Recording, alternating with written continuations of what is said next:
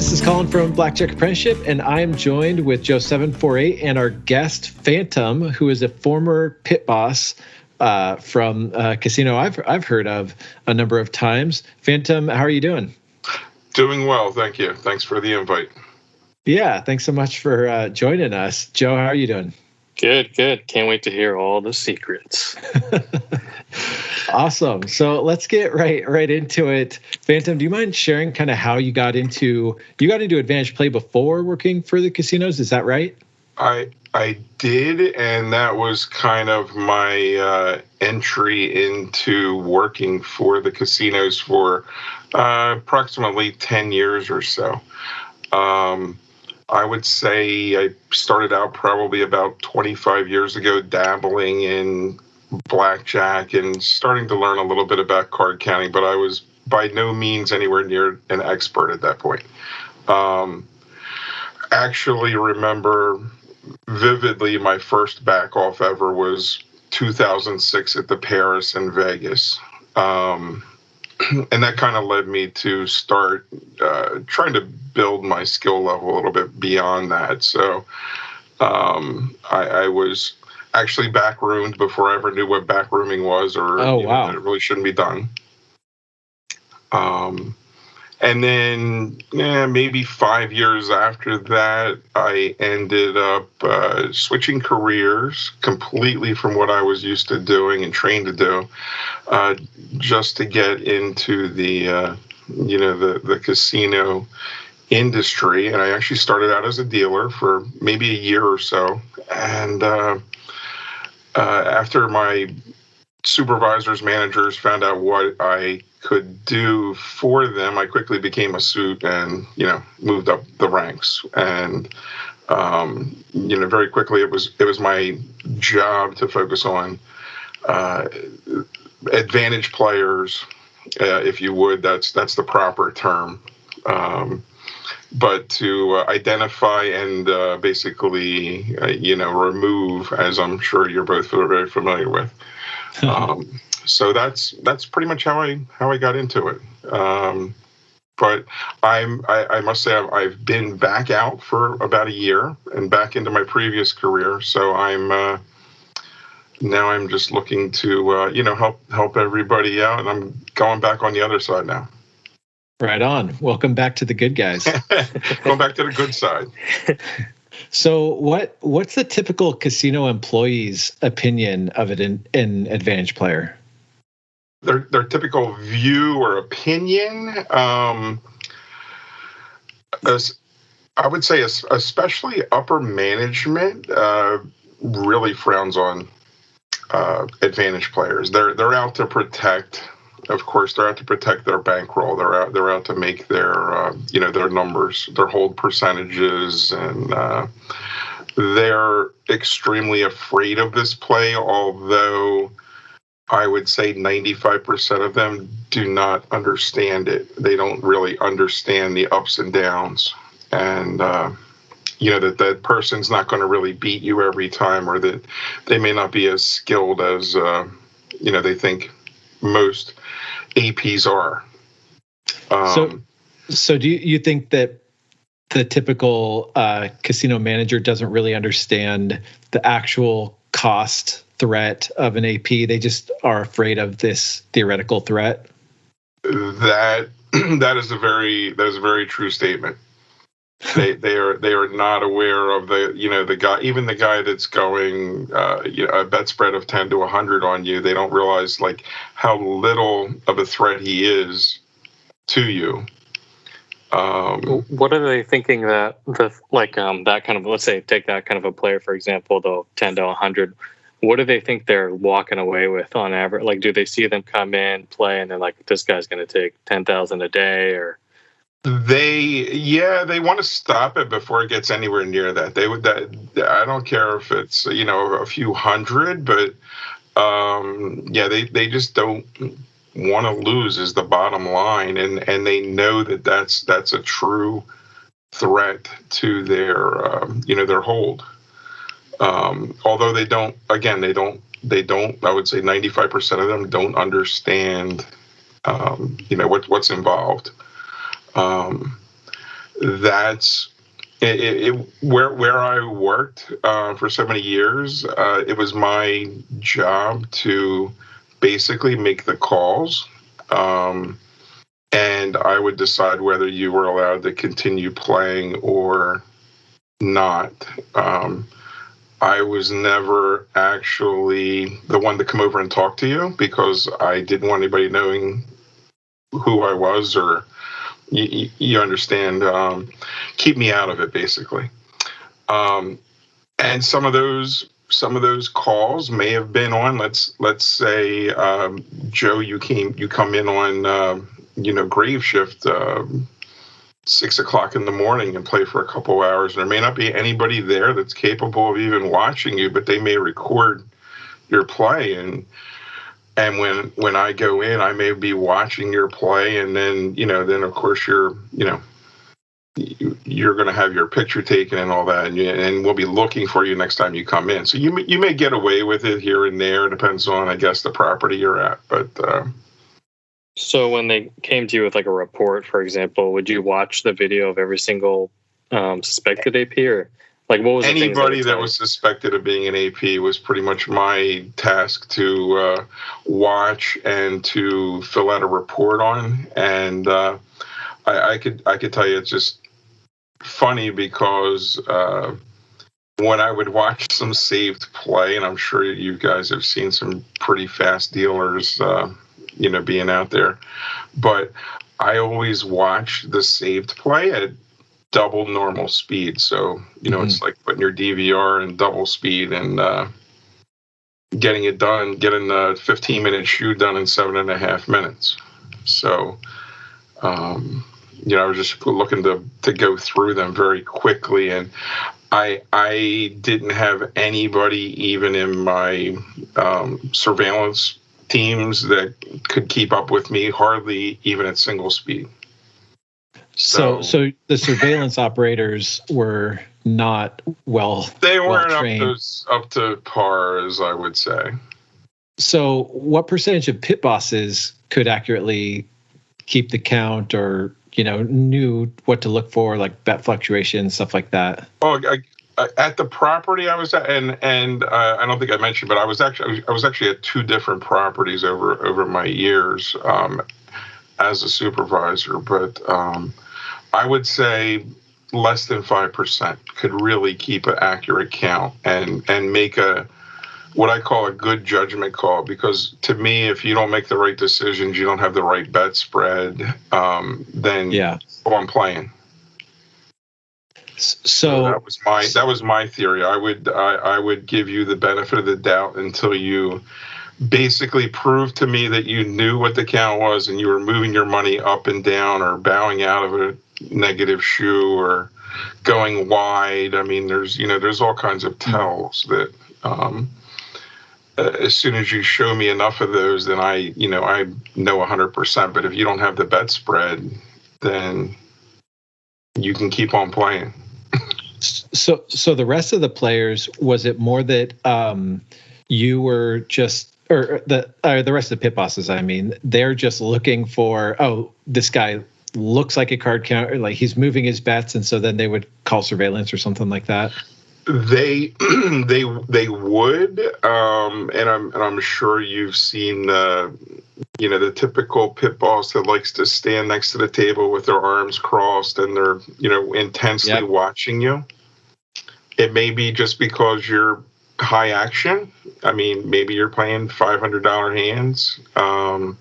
They just may be watching a new dealer, so you may not even necessarily be getting any heat at that point. But the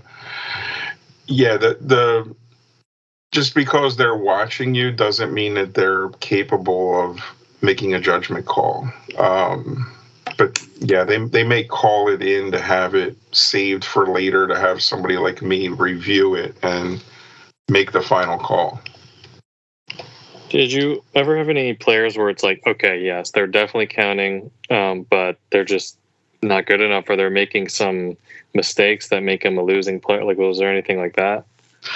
I've had a couple that I knew they were aware of the counts, so they just wouldn't spread their money. Like they would be, say, at a $10 table, they might go to $50, but that was the max you would ever see out of them. And I would just let them play. I mean, we know a 5 times bet spread on a 8, that game is not enough, big enough spread to be a threat.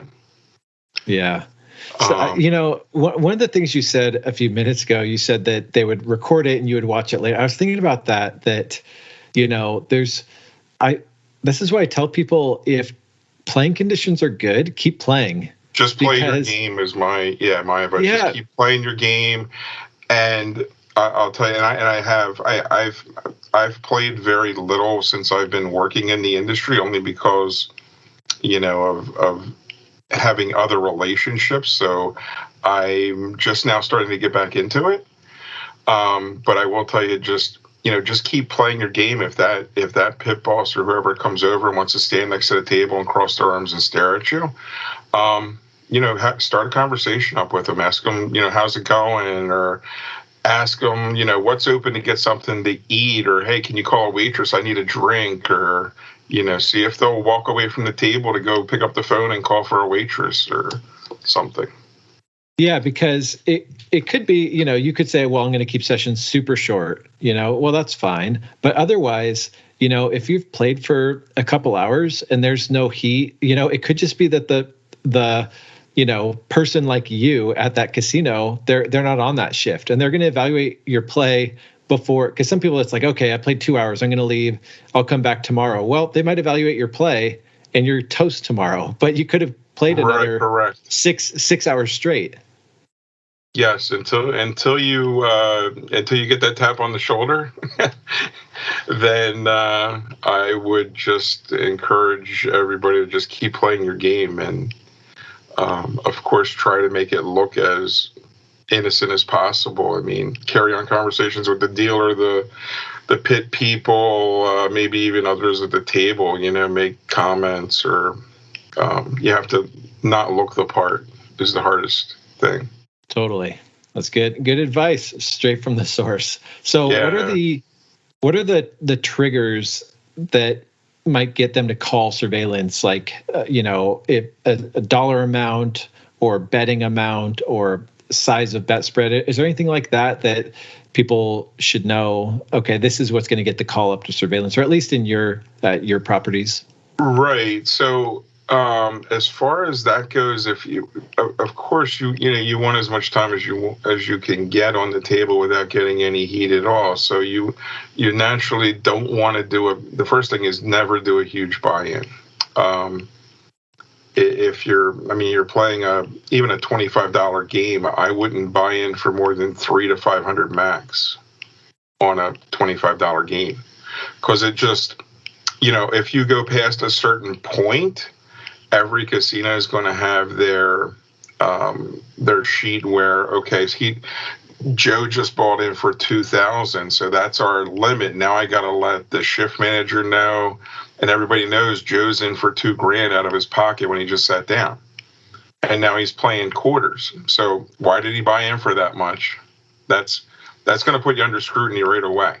So, first thing is never do a huge buy-in, and I think it's always best to act like you're the typical gambler. And if the count gets good, and you want to throw it in, you're chasing your money. Like, oh, I'm losing, and I'm going to whip out some more cash and buy in again, and that just looks like the typical gambler, instead of doing the huge buy-in. The other thing to keep off the radar, I would say, is if you do start winning, and this is something I've learned to do over the years too, is keep what you can off of the table, and squirrel your chips away and leave only enough on the table to really play your game with. So if you've got another player that's playing black chips at the table and you can get away with squirreling a couple thousand in your pocket, the floor person's not paying attention. They have to account for those chips. Who's got them? And if they don't know, they can only guess. But if they're sitting right in front of you, they know that you've got 4,000 in black sitting in front of you. So squirrel your chips away is another good piece of advice. Yeah, I mean, I agree, because I don't think there's like no reason to have a bunch of chips out in front of you. Red flag. Yeah, right. Yeah, exactly. So after like a counter does get caught, how long typically does it take for the casino to kind of forget that they were there? Are we talking like 2 weeks, 2 months, a year? Like, you may be forgotten in a day or two. No, at least where I was, nobody really seemed to remember what anybody looked like or what happened, but I just had this crazy, memory where I just seemed to remember everybody, and I could walk in and be like, oh, there's Colin again. He was asked to leave like 9 months ago, and sure enough, there's his picture in the book, and but he's sitting there playing because nobody remembers him. But I would say you're really not remembered that often unless you've been backed off multiple times at the same property and become a problem. Then I would say you're more going to be looked for directly. And that seems like kind of the similar thing of the person that backed you off last time might have to be there. Otherwise, if they're not on Correct. that shift, there might be no one there that remembers. There will be no one there. Just play your game like it never happened. And I want to go back to what you're saying about buying in, because this is something that we always practiced, which it's, I'm just confirming what you said, but we always taught our players to buy in just as much as you need to. And then if you have to buy in more, and I know that can slow the game down to keep buying in, but, there's no reason for the casino to know that you brought more money with you than you need to buy in with. And that's kind of how gamblers are. They're not assuming they're going to lose. They're assuming, they're going to fire. So I always taught people, buy in a couple big bets. So if your top bet is, 2 spots of $300, well, buy in 600, and, don't buy in more than that, even though you might be buying in for another 600 in a few minutes, because it looks odd to be buying in, and you're kind of confirming it. Not just that it doesn't look odd, but that might trigger, hey, I got to let everyone else above the chain of command know about this guy. Right, and depending on the size of the property, they may have a very low, threshold for what the buy-in is before they have to let the, the shift manager or whatever, somebody up higher up with the food chain know that, Colin's in for 2,000 right out of the box. Probably. So you don't want to trigger that right away. Yeah, well, I'll deal with it. I'll buy in more when I need to. Right. I'm not going to be afraid of it. But yeah, why bring more scrutiny until you actually need to? That's good.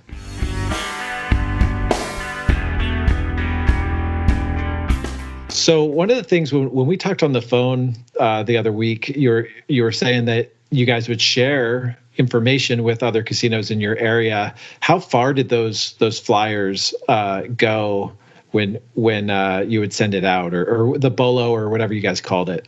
Yeah, I would say probably about a 2-hour driving range is a good estimate when there's like a concentration of casinos in your area.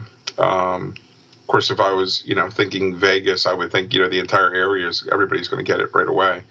But those flyers are your picture, your car that you appeared in, whoever you walked in the door with or walked out the door with, everybody's going to be sent down the line well before you have a chance to get to the next place.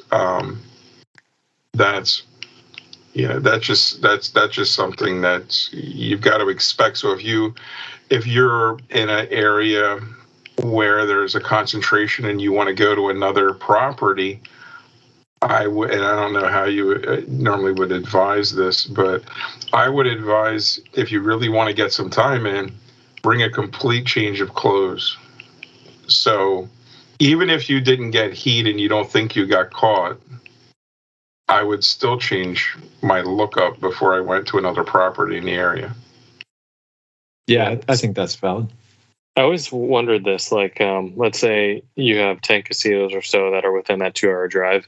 Was there some kind of like agreed upon meeting of all of them where they're like, let's all be in this email thread together and share AP info? Or is it more of like a general process where you just upload it to biometric? No, it's basically a thread where everybody's sharing, everybody's got everybody's emails and it's all just blasted out.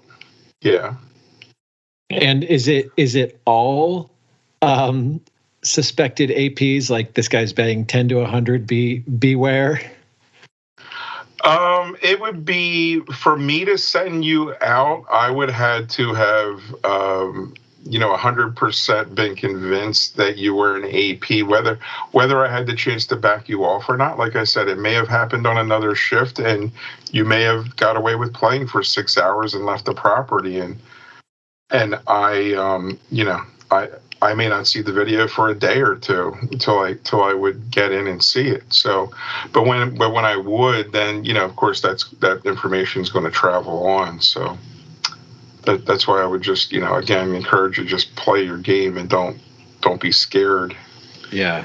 That's. I mean, it's really good hearing it from someone that's worked on the other side, because we could tell people, hey, don't be scared, but to hear you saying it, I think maybe we'll have a little bit more power. But when you got whatever, that email thread or a flyer from another casino, how far out did those come from? Again, I would say about a 2-hour range, maybe driving distance, maybe 120 miles, maybe.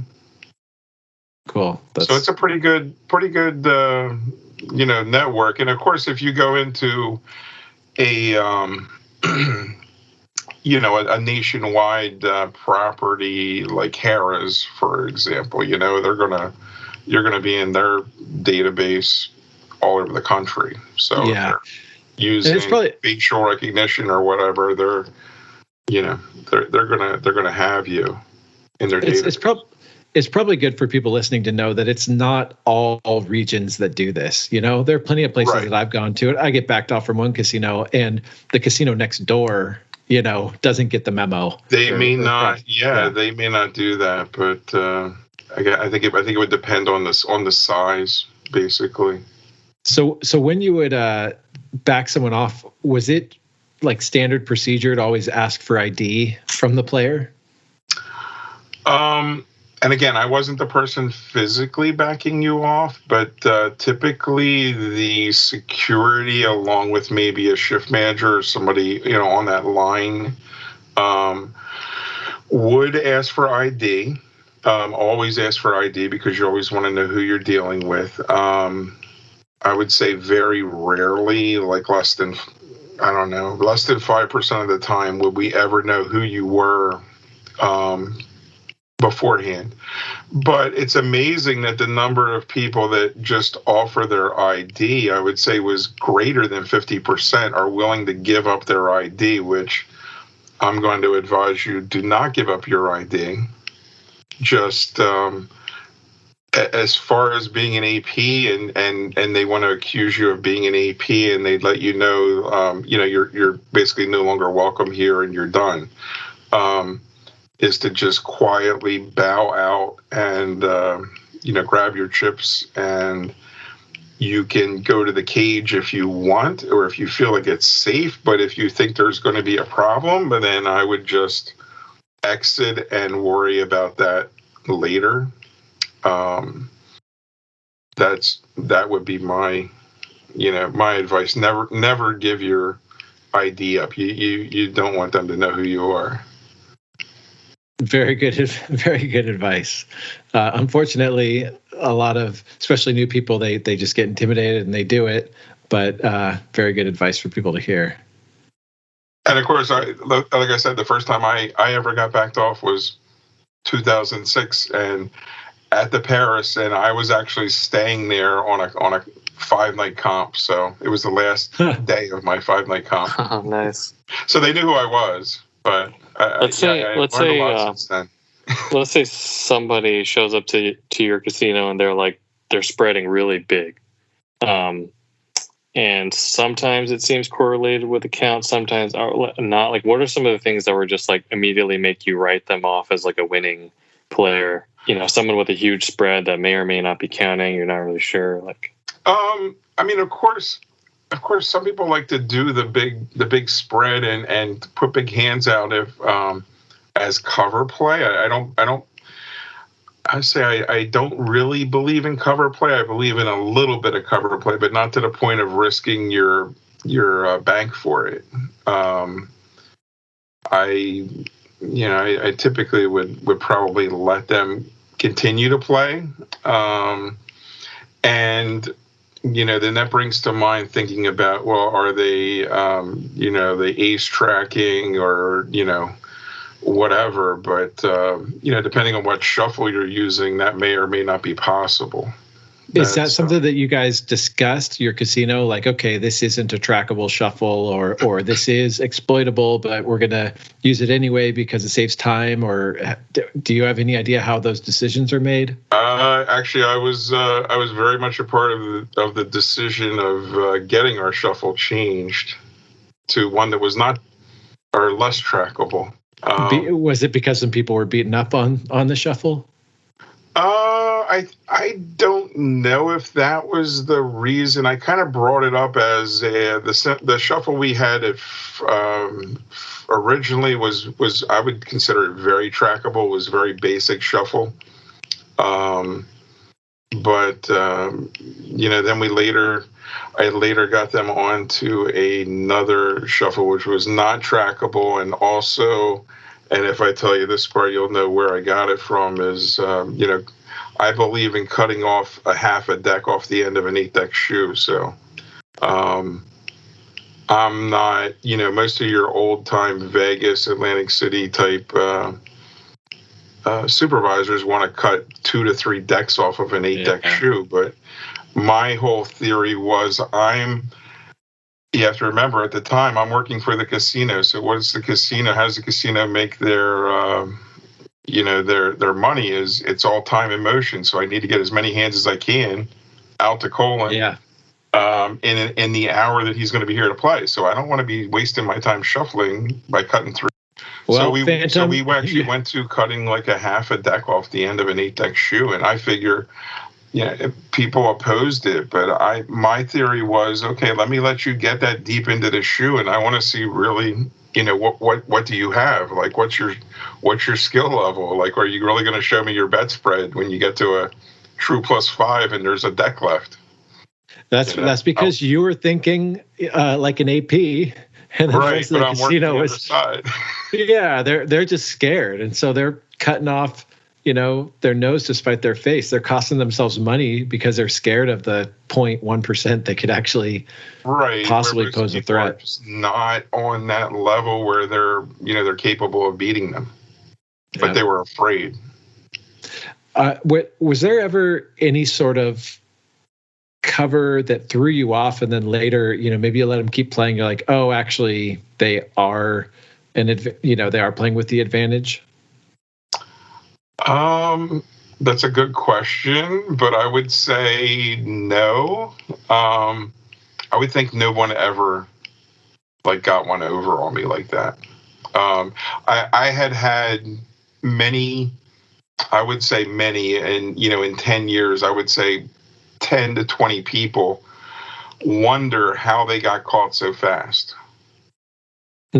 And a lot of it is just the things that I'm saying is, leaving your money on the table and doing the big bet spread, or, the AP always wants to sit in seat 1 or seat 6 and, just looking like an AP. It's you're sitting there, they're concentrating, staring at the cards. I mean, we even had people that would move their lips with the count, trying to count. They would be talking to themselves. Really, it was hilarious at sometimes. Yeah. But of all the counters, what's the percentage of people who are kind of like that, who had that sort of eyes down on the table? I would say more than half the people are just too intense and staring at the table and trying to watch every card. I mean, I like that, I got to the point where I would sit and carry on conversations with people, and, you can hear the cards coming out. So you don't look at them till they all come out anyway. and you may just glance and say, okay, the dealer's got a 6 up, nobody's going to take a hit and nobody's going to bust. So I'm not even going to watch people as they take a couple hits. I'm just going to look at it all as the dealer's doing their pay and takes and just not pay attention. And that's how I would catch a lot of people, because they would think I'm standing there and I'm not looking at the cards like they're looking at the cards. But yeah, I was to the point where I didn't need to stare at the cards. I could sit there and talk to you. If you were somebody I knew, I could sit there and talk to you, like how's the wife and kids doing, what's new, and I'd still be running the table down while I'm sitting there talking to, another player that I may be very familiar with while I'm watching somebody else. And they just have no idea that they're being run down while I'm standing there. Have you ever had a situation where you had, definitely had a winning player in there, but they were tipping like way too much to the point where they don't even have an edge anymore? I would say no, not the ones that I run across. Like most APs would tip little, if any. Mm-hmm. Like what would be enough? Pretty much my experience. Yeah, like what would be the amount where it would be like, okay, yes, they're definitely counting, they're accurate, they're a perfect player, but they're spending, like, how much tip is enough for you to be like, well, just let them keep playing, like it's worth having them here for the tipping? That's a tough. I mean, if let's say you're doing a $500 max bet and you threw, typically you throw a bet up for the dealer. They're not going to you usually just won't throw money at the dealer. They would bet for the dealer. But I mean, even a quarter. I mean, it wouldn't matter if you were tipping the dealer $100. To me, when I was doing it, if you were an AP, you're an AP. I don't care if you tipped the dealer the whole amount you won. So for me, it wouldn't matter. Yeah. Well, think of it from the casino's perspective. Card counter could be tipping away their edge, but they're giving it to the dealer. They're taking the casino's money and giving it to the deal. Like the casino still wants to get rid of you. Correct. What's of all the black chippers that are in the room, not APs, which is regular gamblers, like what percentage of them like were bad tippers or didn't really tip at all? The black chip players were usually really good tippers. I mean, they were the ones tipping, betting red chips for the dealer, sometimes betting a green chip for the dealer on top of a $500 or plus bet. They're great for the dealer. If you're making your living being a dealer, then you really want that kind of a player. But again, I wouldn't, if they were an AP and they were tipping too much, they should know not to tip that much. But I would still back them off, as you would say. Would you consider it? Is it a red flag to you, somebody playing black or table max and not tipping at all? Or do you just chalk it up to, the person's just cheap or whatever? No, because I would just chalk it up to they're just being cheap, and some you get $10 players that are the same way, that some people just don't tip. It's that's just the way they figure the casino should be paying the dealers. And in fact, most casino dealers, unless if it's not a complete go for your own tips, they're making very little money hourly from the casino. So yeah, I think it's just like important because we get this question a lot at a lot of boot camps and stuff like that, where people think, if I continuously tip, $10, through. Yeah, I could tell you the way I would do it when I was going out and playing more often. I would typically tip when the count was, the true count was very high, and I would put and not nickels, but I would put dollars across the whole table for the dealer. So that was the extent of my tipping, only because I kind of felt obligated, because a lot of my friends were dealers, and there's just kind of there was still a little bit of a connection there. It's like I didn't want to waste the tip, so I would wait till they had an advantage, and I would put $1 across the table on everybody's bet for the dealer. That's creative.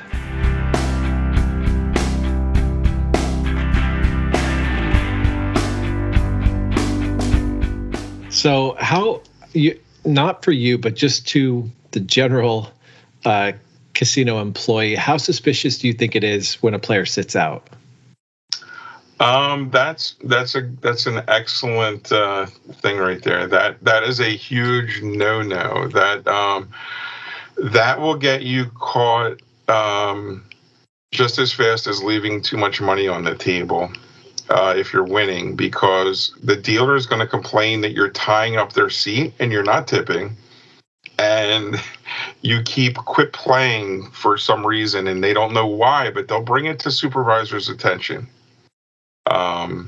So I would, again, I don't know what you guys, teach, but I would recommend, for the most part, playing through the rough spots and just use your index plays and, play it to the best of your ability, even though you've got a minimum bet up. And this brings up another thing with cover play. So even though, let's say I'm down to, I got a true -4 and I'm still playing and I should be getting up and not playing the rest of the shoe, but if I play through it at a true -4, that shoe now looks like a Spanish shoe to me, because now I'm at true -4.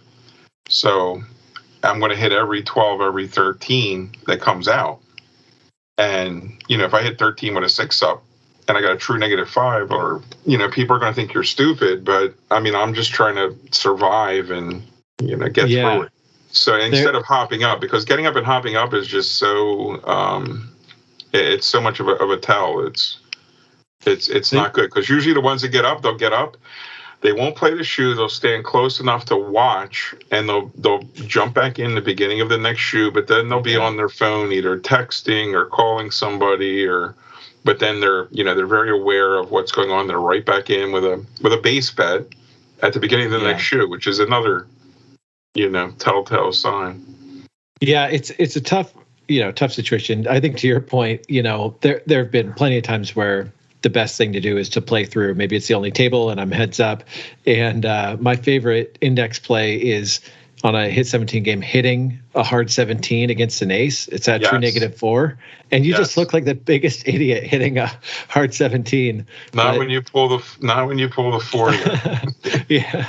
But, I think that what people need to evaluate is, some people, their bankroll, they just can't afford to do it, and you need to know that. You need to know with the betting software, if you can afford to play through the whole shoe, and if you can't, don't look like an amateur. Don't do it what, Phantom's saying, and hover at the table and watch every card and wait, it's back to a 0, I'm going to jump back in. Like, actually leave the table. If you have to go to the bathroom, maybe you have a bad bladder or something. Actually, walk into the bathroom and come back. Don't hover near the table. And if possible, go to a different table. That looks natural. Like, I don't want to play this table anymore for whatever reason. Go to a different table. I would do that. I'd just be like, I just can't win at this table. I'm gonna go check out, this other table. But then again, that's another one of the telltale signs too. You don't want to. Yeah, I caught several people also where they would jump tables, but they only jump when the guy next door is right at a fresh shuffle. Yeah. And you could tell by watching them that they're watching for fresh shuffle so I can bail and go somewhere else. So if you're going to move tables, say there's, you might have 10, 15 hands left in the other shoe. I would advise, if you really don't want to bring any suspicion on yourself, go over to the other table, play table minimum, and just play basic strategy until you get through the rest of the shoe. Don't wait. I mean, you can wait for a new shoe, but I'm just saying it's more of a tell if you're going to keep waiting for new shoes. So just hop in, and I would just hop in and play basic strategy and get through the shoe. I mean, what are you going to lose? I mean, you're maybe at a 0.5% disadvantage. Yeah. No big deal. That makes sense. You got 2 decks left. You change tables. You can just play through the 2 decks at a small disadvantage. But I'd also say, Phantom, you're smarter than the average casino personnel. So what stands out to you probably doesn't stand out to everybody. Right. They haven't. Yeah. Most. I would say 99% of the supervisors are in my position, or wherever they were in a position that I'm in. just they're not going to think like me because they've never been on the other side. So fortunately, I've been both. I remember jumping to another table and I overheard the pit bosses say something like, "Oh, he like left that table. Was that a really positive count?" I was like, "No, like they just counted wrong. Like it wasn't." That happens too. Again, they just you can't assume that just because they're in that position that they're capable of analyzing your play properly. So I know at your properties you were the guy responsible for getting a card counter backed off, but in your experience, do you know if it's more often surveillance or the pit?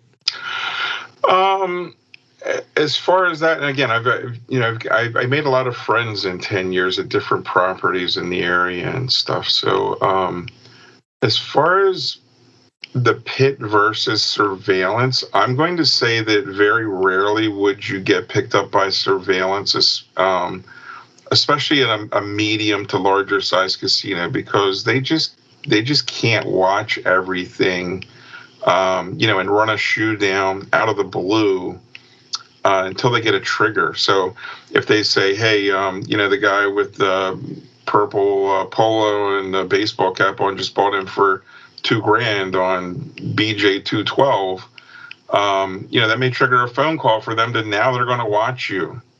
But for surveillance to just blindly catch you, I'm going to say is very rare. You're really going to need to do one of those triggers to bring, you're basically bringing heat on yourself. Otherwise, the pit personnel, the shift manager, whatever it may be, they've got other things going on, and you're really not a priority, and until you say, hey, look at me, I just bought in for $2,000, or I just went from 25 to 2 hands of 500. That would be my advice or take on that. So speaking of betting 2 spots of 500, how much of a red flag is it when someone's betting black or table max without a player's card? That's not playing without a player's card for me really wasn't that big of a deal, because I just felt like most people that would play black chips, I would say more than 50%, they just want to be anonymous. They just have money and they just want to play and have fun. So it really wouldn't trigger anything just because you don't have a card. That's good to hear. We've heard a lot of different advice or thoughts on that. Some people are like, oh, you have to use a card. It's the biggest red flag. But, if you're Joe748 or Colin Jones, you don't want to be playing with a player's card. And so it's good to hear it's not the biggest red flag. Definitely not. Like during backoff, like I think all of us have had a situation where, it's just a really bad night for us. We get backed off and, it might be a little rude to the staff during the back off. Does that affect do casinos want to get more revenge and send your flyer out to more places if you were, let's say a little bit too rude during a back off? Or I don't think it's gonna get you any more famous as far as being flyered quicker or to more places. I think that network is already established, and you're going to be flyered wherever you were going to be flyered, whether you quietly left or didn't quietly leave. Again, the best thing is to just quietly bow out, and I know, people do have bad days, bad nights. You may be down many thousands, and you may be the best AP there is and be down, 5,000-10,000. I'm sure you guys have been down more than that, but I've read the stories. But the most important thing is to just try to get out without causing a scene, I would say. Now I'm wondering, is there some backoff that Joe has in mind, or maybe you? Did you experience something where Phantom was working one time? It might have been me too. I've always just been curious. Like, I don't like to be rude in general, and in that situation. But it's just like I've just always wondered in the back of my head, like if I just lost my cool, like would it make it worse? Like, do they have a personal vendetta, or is it just sort of standard procedure? No, it may trigger a visit by the police, though, and versus just the security of the casino. You don't want to get to the official police involved at that point because you're getting out of hand or something. Well, I know some of Tommy Hyland's best advice is to be forgettable, and if you're making a scene, you're definitely not being forgettable.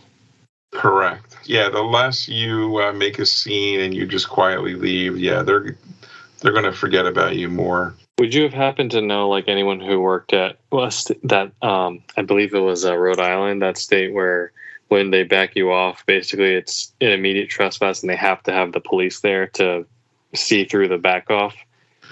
I personally have never been to Rhode Island. I know people that went to that property, but I have not had conversations with them since they've been there. All right, cool. But I just wanted to know your with take. That, but yeah, your take is like previously casino management. Like, I just feel like that's so much overkill. It's just like a waste of time on the police departments. I believe so too.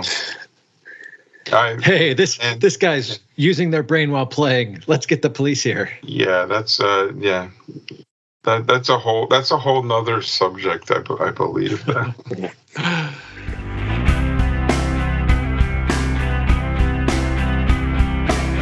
So do you ever have you ever seen any just high roller gamblers splitting tens?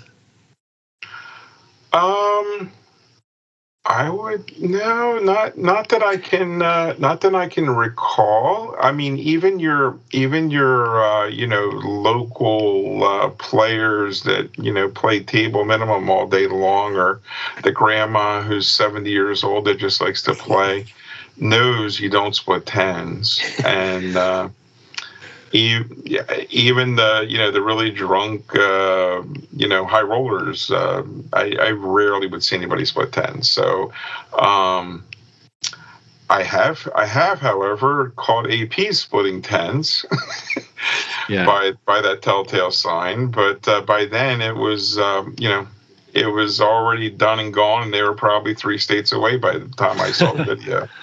What about insurance? Do you ever see high rollers like buying insurance when they have a big bet out, or?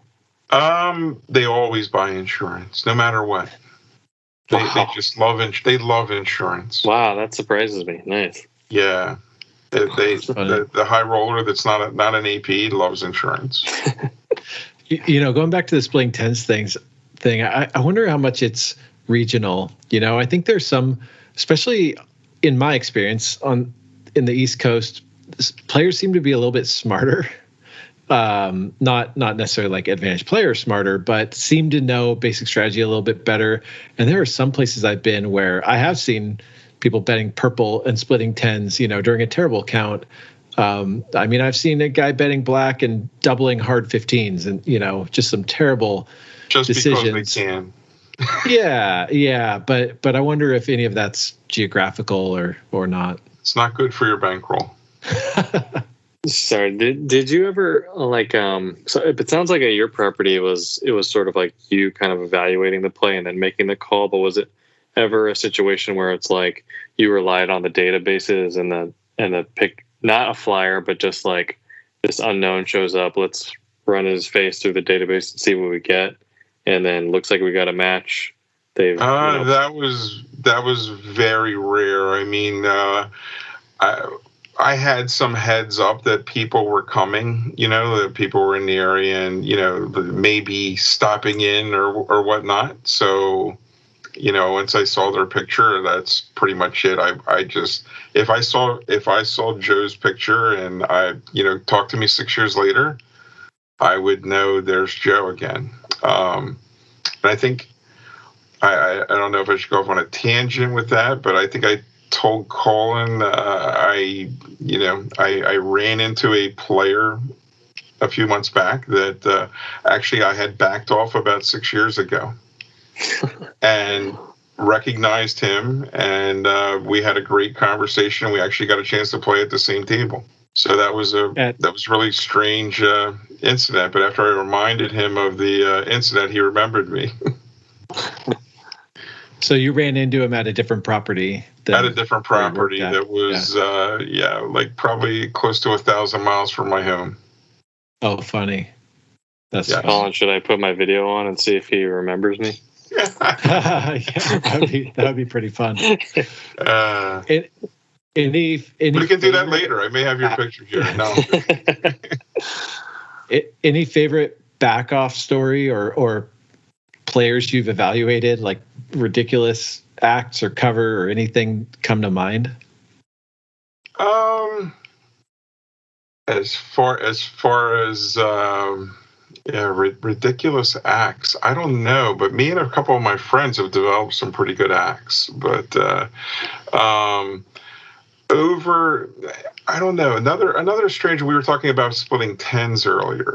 So I'll tell you about, I had the opportunity to review play after it happened because a shift manager had noted that, and this was a female AP, had jumped in near the end of the shoe with a $500 bet and ended up splitting tens, ended up winning both hands, and then left. But they did save the play, and I watched it later, a day or two later, and the shift manager says, well, I don't think anything's going on. I just wanted to save it, and I'm watching the video, and of course, from the beginning of the shoe, even though they didn't jump in towards the end, but the person was standing maybe 6 to 8 feet off the table and ran the entire shoe down. And got, I forget what the count was, but it was a very high, positive count, and just hops right in there with 500 and splits the tens like they should, and caught the cards and won both hands and went on their merry way and left. And that was it. They never got backed off, but if I saw that person today, I still remember what they looked like, though. That's pretty crazy. If they waited till a true 4 or something to jump in, that's a lot of EV they left on the table waiting for that good count to just play a hand. So I don't know why some people think like that. I actually have a friend that I trained years ago, and he likes to do the same thing. He likes to wait till at least a true +4 before he'll jump in. That's crazy. And then he likes to jump in with close to table max. Yeah, you just don't get very many, bets per hour, so you can't make much money that way. No, but he's very patient. I think it feels like for some people they might have the impression, they think that like, oh, if I waited a true 4 or 5, then my risk will be less. Like they think that the higher the true count, the lower the chances are of losing the amount, like as often or something. Like, but it's not the case. Right. That's right. Any just memorable stories from your time working at the casino? Let's see. As far as a memorable story, I'll go back to when I first started. Like I said, I was a dealer, so I dealt for maybe a year before I got promoted, and they realized what I was capable of doing for them. I was, and again, I guess I could say never rule out the dealers running you down, because I was the dealer that was running you down as I'm dealing the cards, and I'm talking to you, and I'm calling my game like any good dealer would do, as I'm going around the table, 16, sir, 18, 12, and I'm asking Colin, how's the kids doing? And, and then I'm in the back of my head, like, okay, I got a running, +7 right now. And I'm just like running the table down as I'm dealing. And I actually had a guy that was doing maybe a 10 to 200 bet spread on my table one night. And I brought it to my shift manager's attention and told them exactly what happened. They thought I was crazy. Then I found out later that they went back a day or two later after that and reviewed the videos and found out that, yes, I was correct. This person was an EP. Now it's, 3, 4, or 5 days later. It's too late. They're gone. They took your money. Then they came back to me and confirmed that yes, you were correct. So that was when I pretty much got my start moving away from dealing. There was a story way back in the day. There was a casino that we played a ton, and this was Ben, who I played with initially and ran teams with. He had a dealer say to him, "Hey Ben, the count's 10." And Ben said, "The running count or the true count?" And he said, "What? What's that?" It's like, okay, the dealer claims he can count, but I don't know if I can trust anything he's saying. Yeah, but that's the only time. That was good. I did enjoy the dealing and the getting to know people and talking and things like that. But well, I know it gave me a really good insight as to what goes on the other side. I know that you backed off a mutual friend of ours multiple times, so now you're gonna get to play around a golf with him. So that's I'm looking forward to that. Yes, looking forward to that. And actually, he's, if it wasn't for being so well known, he does have really good game. I'm sure he does. Thanks so much, Phantom, for sharing from your side. This was really cool, and enjoy that round of golf. All right, thanks guys. See ya. Thank you.